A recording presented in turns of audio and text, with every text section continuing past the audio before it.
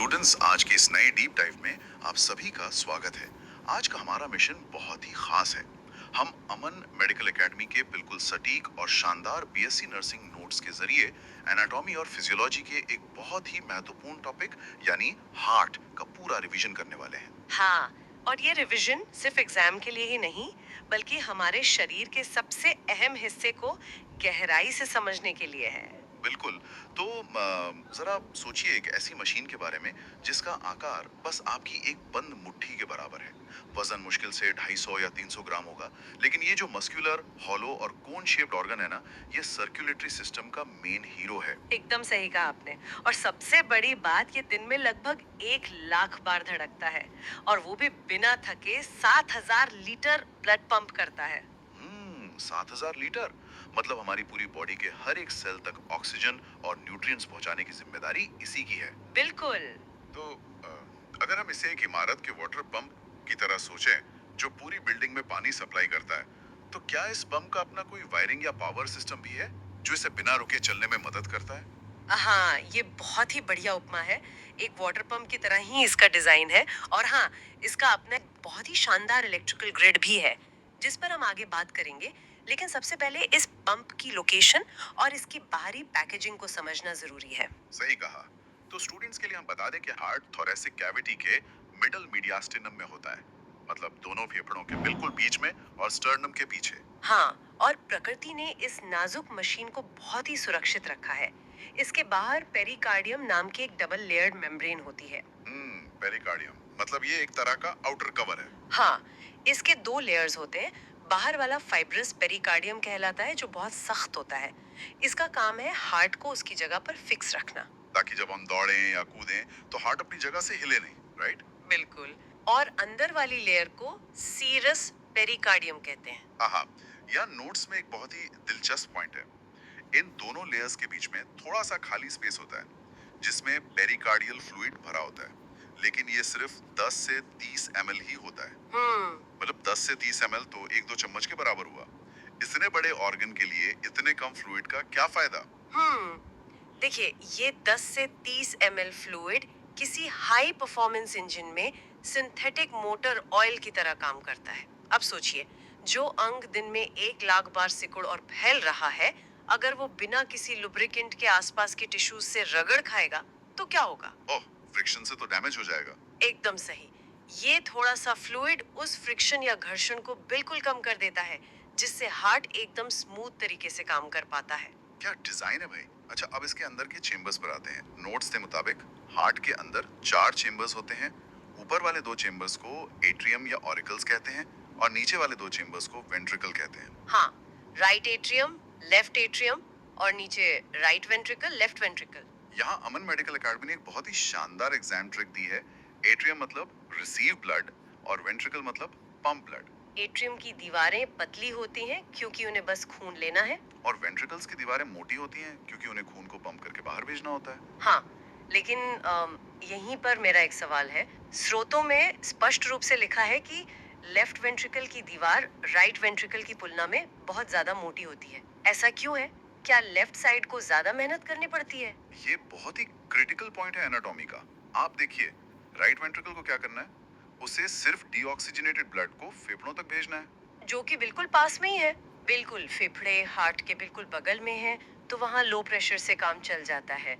लेकिन left ventricle को oxygen से भरा खून एओर्टा के जरिए पूरे शरीर में भेजना होता है, सिर की चोटी से लेकर पैरों के अंगूठे तक। ओह, मतलब उसे बहुत हाई प्रेशर जनरेट करना पड़ता है। हाँ, और ग्रेविटी के खिलाफ भी काम करना पड़ता है। अगर लेफ्ट वेंट्रिकल की मसल इतनी मोटी और हैवी ड्यूटी नहीं होगी, तो वो इतना प्रेशर बना ही नहीं पाएगी।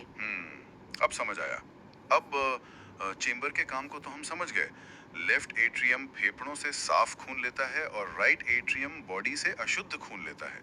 लेकिन ये खून उल्टी दिशा में क्यों नहीं बहता? यहीं पर वाल्व्स की एंट्री होती है। हार्ट में कुल 4 वाल्व्स होते हैं, जो बिल्कुल किसी ट्रैफिक पुलिस की तरह काम करते हैं। सिर्फ वन वे ट्रैफिक अलाउ करते हैं। यानी बैकफ्लो को रोक देते हैं। बिल्कुल।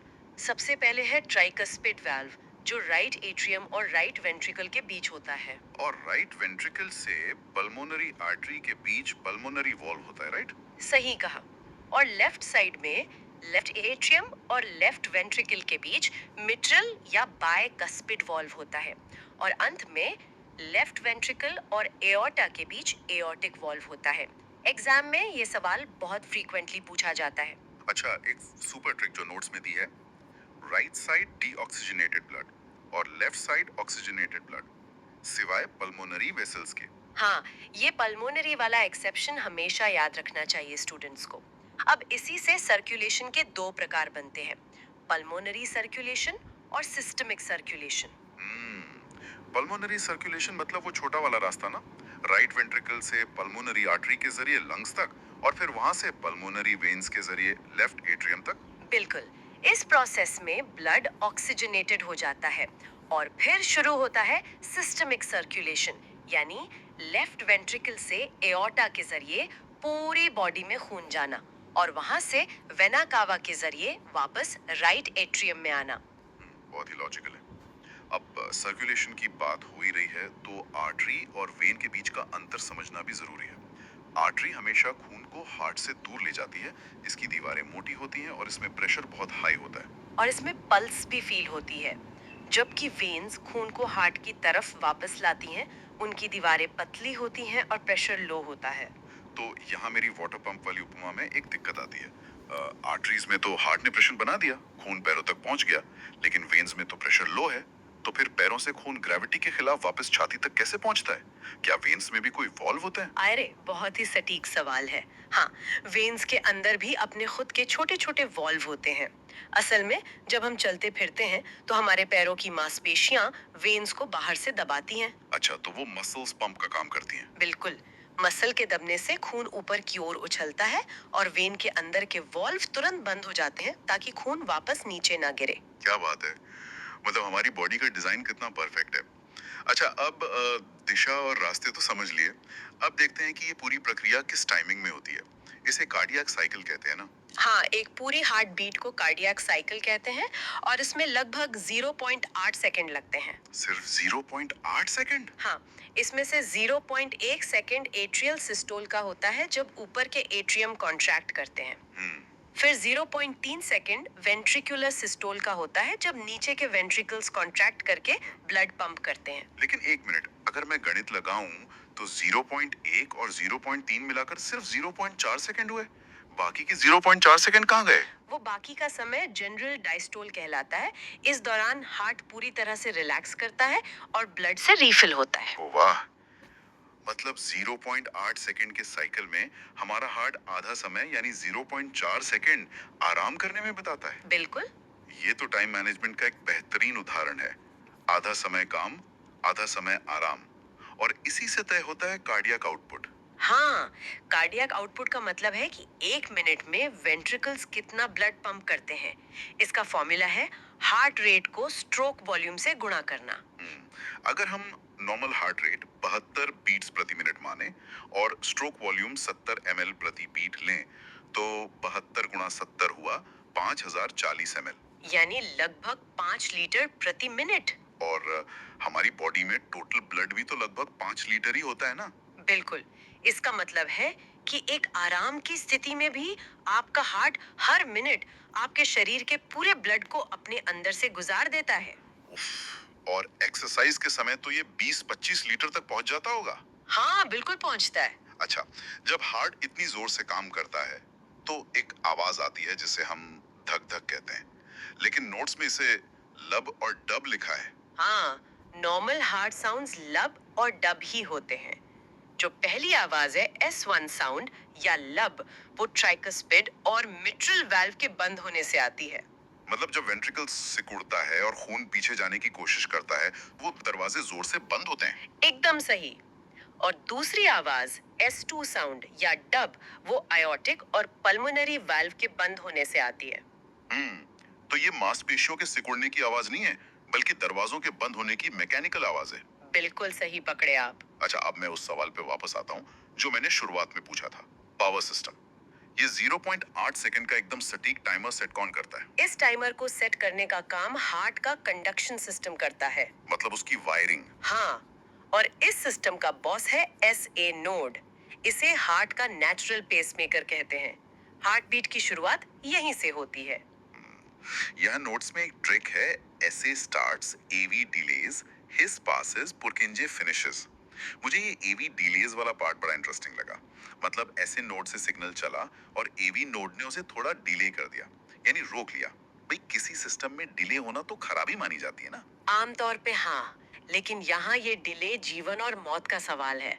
अगर एवी नोड सिग्नल को थोड़ा डिले नहीं करेगा, तो एट्रियम और वेंट्रिकल एक ही समय पर सिकुड़ जाएंगे। ओह, फिर तो खून कहीं जा ही नहीं पाएगा। बिल्कुल, सिस्टम क्लैश कर जाएगा। ये कुछ मिली सेकेंड्स का डिले इसलिए होता है ताकि एट्रियम अच्छे से कॉन्ट्रैक्ट होके अपना सारा ब्लड वेंट्रिकल्स में खाली कर सके। जब वेंट्रिकल्स पूरी तरह भर जाते हैं, तब एवी नोड सिग्नल आगे भेजता है बंडल ऑफ हिस की तरफ। और फिर वहां से राइट और लेफ्ट बंडल ब्रांचेस से होते हुए सिग्नल पुरकिंजे फाइबर्स तक पहुंचता है, जो वेंट्रिकुलर मसल्स को कॉन्ट्रैक्ट करवाता है। और मुझे लगता है कि इसी इलेक्ट्रिकल सिग्नल को हम ईसीजी में देखते हैं ना। हाँ, पी वेव, क्यूआरएस कॉम्प्लेक्स और टी वेव, ये सब इसी इंडक्शन सिस्टम के ग्राफिकल रिप्रेजेंटेशन है। क्या गजब की इंजीनियरिंग है भाई। अच्छा, अब एक आखिरी लेकिन सबसे जरूरी पहलू। ये पावर प्लांट पूरे शरीर को खून और ऑक्सीजन दे रहा है, लेकिन इसे खुद चलने के लिए भी तो ऑक्सीजन चाहिए होगी। बिल्कुल चाहिए। हार्ट की मसल्स को भी लगातार ब्लड सप्लाई की जरूरत होती है, और ये काम करती हैं कोरोनरी आर्टरीज। हाँ, राइट और लेफ्ट कोरोनरी आर्टरीज। मतलब एओर्टा से ही छोटी पाइपलाइंस निकलकर वापस हार्ट को ही कवर कर लेती हैं। हाँ, लेफ्ट कोरोनरी आर्टरी आगे जाकर एलएडी और सर्कमफ्लेक्स ब्रांच में डिवाइड हो जाती है। तो अगर इसी पावर प्लांट की अपनी केबल यानी कोरोनरी आर्टरी में ब्लॉकेज आ जाए, तो पूरे सिस्टम का क्या होगा? तब बहुत बड़ी दिक्कत हो जाती है। अगर कोरोनरी आर्टरी में फैट या कोलेस्ट्रॉल जमा हो जाए और वो ब्लॉक हो जाए, तो हार्ट मसल को ऑक्सीजन नहीं मिल पाती। और इसी को हार्ट अटैक कहते हैं। हाँ, मायोकार्डियल इंफार्क्शन या हार्ट अटैक, ये कोरोनरी हार्ट डिजीज का नतीजा है। हम्म, अक्सर लोग हार्ट अटैक और हार्ट फेलियर को एक ही समझ लेते हैं, लेकिन नोट्स में जो लिखा है उससे क्लियर होता है कि अटैक का मतलब है पाइपलाइन का ब्लॉक होना, जबकि फेलियर का मतलब है कि हार्ट उतना ब्लड पंप नहीं कर पा रहा जितनी शरीर को जरूरत है। आपने बिल्कुल सही समराइज किया। हार्ट फेलियर में हार्ट काम तो कर रहा होता है, लेकिन वो कमजोर पड़ जाता है। और इसके अलावा हाइपरटेंशन यानी हाई ब्लड प्रेशर भी एक बड़ी समस्या है। और वो कंडक्शन सिस्टम में खराबी आ जाए तो इरिथमिया हो जाता है, मतलब इरेगुलर हार्ट बीट। और अगर वाल्व्स डैमेज हो जाए तो वाल्वुलर हार्ट डिजीज। उफ, मतलब इस सिस्टम का एक एक पुर्जा कितना क्रिटिकल है। इसीलिए तो नोट्स बार बार हेल्दी हार्ट हेल्दी लाइफ पर जोर दे रहे हैं। बिल्कुल, स्टूडेंट्स के लिए एक क्विक रिवीजन कर लेते हैं। हार्ट एक मस्कुलर पंप है, 4 चेम्बर्स हैं, 4 वॉल्स हैं। ऐसे नोड हमारा पेसमेकर है। राइट साइड में डीऑक्सीजनेटेड ब्लड और लेफ्ट साइड में ऑक्सीजनेटेड ब्लड होता है। कार्डियक आउटपुट निकालने के लिए हार्ट रेट को स्ट्रोक वॉल्यूम से मल्टीप्लाई करते हैं। और हार्ट को खुद का ब्लड कोरोनरी आर्टरीज से मिलता है, जिसका ब्लॉक होना हार्ट अटैक लाता है। इसके लिए नोट्स में एक बहुत ही बढ़िया निमोनिक दिया गया है, HART का। H से हार्ड वर्किंग पंप, E से एसेंशियल फॉर लाइफ, A से आर्टरीज कैरी अवे, R से रिसीव्स एंड पंप्स ब्लड और T से टफ एंड नेवर रेस्ट्स। ये एग्जाम में याद रखने के लिए बेस्ट तरीका है। सच में, आज के इस डीप डाइव में हमें अमन मेडिकल एकेडमी के इन बेहतरीन हैंड रिटन और एग्जाम फोकस्ड नोट्स से बहुत मदद मिली। ऐसे ही आसान नर्सिंग नोट्स के लिए उन्हें फॉलो करना तो बनता है। भाई, good notes today, great nurse tomorrow. बिल्कुल, सही गाइडेंस से ही एक स्टूडेंट अच्छी नर्स या डॉक्टर बन सकता है। तो स्टूडेंट्स, एपिसोड को खत्म करने से पहले मैं चाहता हूँ कि आप एक बात पर विचार करें। हमने देखा कि हमारा दिल हर दिन बिना हमारे सोचे 1 लाख बार धड़कता है और अपने इलेक्ट्रिकल सिग्नल्स जैसे ऐसे नोड को खुद ही मैनेज करता है। हम्म, जरा सोचिए, अगर भविष्य की मेडिकल साइंस या आर्टिफिशियल इंटेलिजेंस हमारे शरीर के इस नेचुरल पेसमेकर की तरह पूरी तरह से सेल्फ रेगुलेटिंग और खुद को रिपेयर करने वाली मशीनें बना ले, तो तकनीक और इंसान के बीच का फर्क ही मिट जाएगा। बिल्कुल, ये फर्क कितना कम रह जाएगा। इस विचार पर जरूर सोचिएगा। अगर आपको ये हार्ड रिवीजन नोट्स हेल्पफुल लगे तो अमन मेडिकल एकेडमी के साथ जुड़े रहिए। Thank you and happy learning. Happy learning, take care.